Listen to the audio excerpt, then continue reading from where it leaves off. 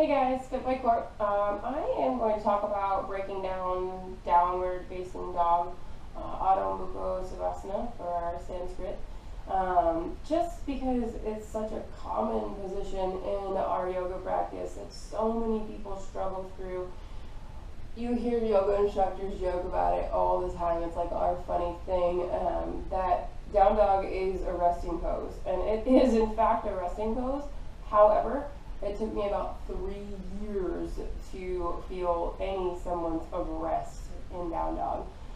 So just real quick, we're going to break down a few things here and show you some variations to work on to build yourself up into your down dog. So come on down, hands and knees.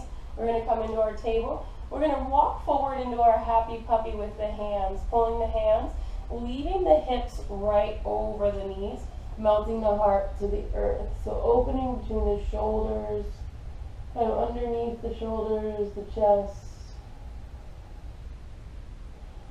That's just a good step one. You can kind of rotate and look under one arm, rotate and look under the other arm.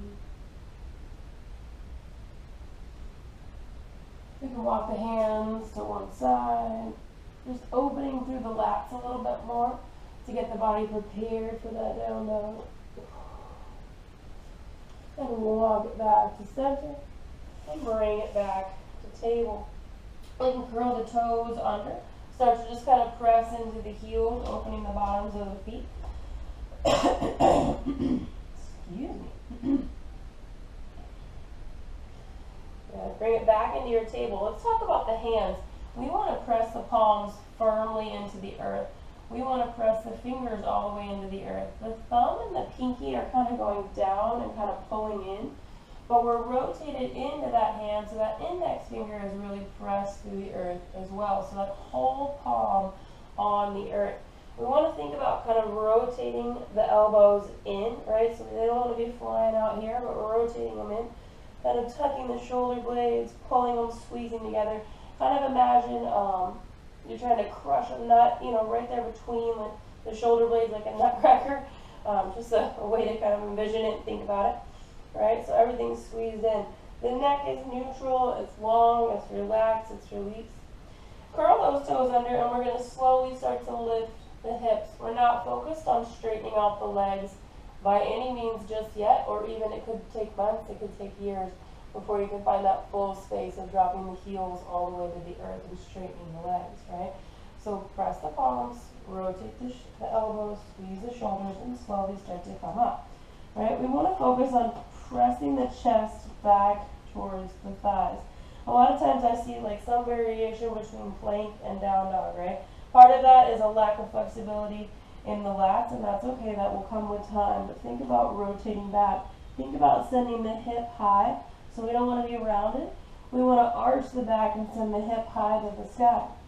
You can kind of play with dropping one heel and dropping the other to start to, again, find more space. You can kind of wag the tail side to side. You can play with taking the feet a little narrower or a little wider, right? Again, just to start to slowly open up. But the feet will be about hip width apart. The gaze is back towards the knees. The head is released, maybe shake side to side. Elbows are rotated, shoulder blades are squeezed.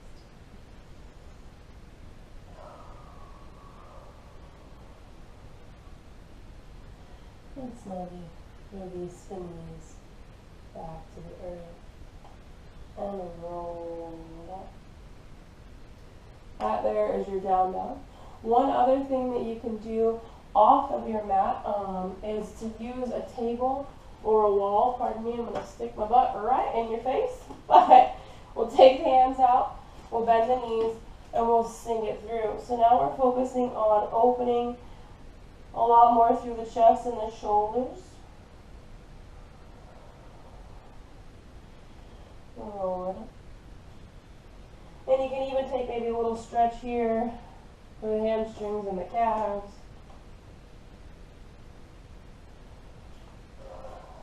Shake it out. I'm going to go through that down dog one more time just to check in with the form. Get eyes on it. Press the palms. Spread the fingertips. Press the fingertips into the earth.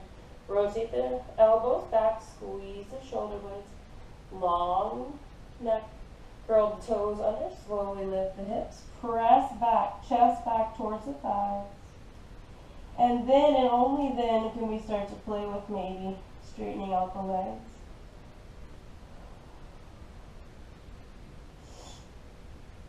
Release the knees with the earth. Again, downward facing dog, Adho Mukha Savasana. Just a few little tidbits about that to start to break down each pose and really help enhance your yoga practice, whether it be here in your own home following FitByCourt, maybe you take some classes, right? But just start to grow your practice and get better at your yoga journey. Thanks, guys.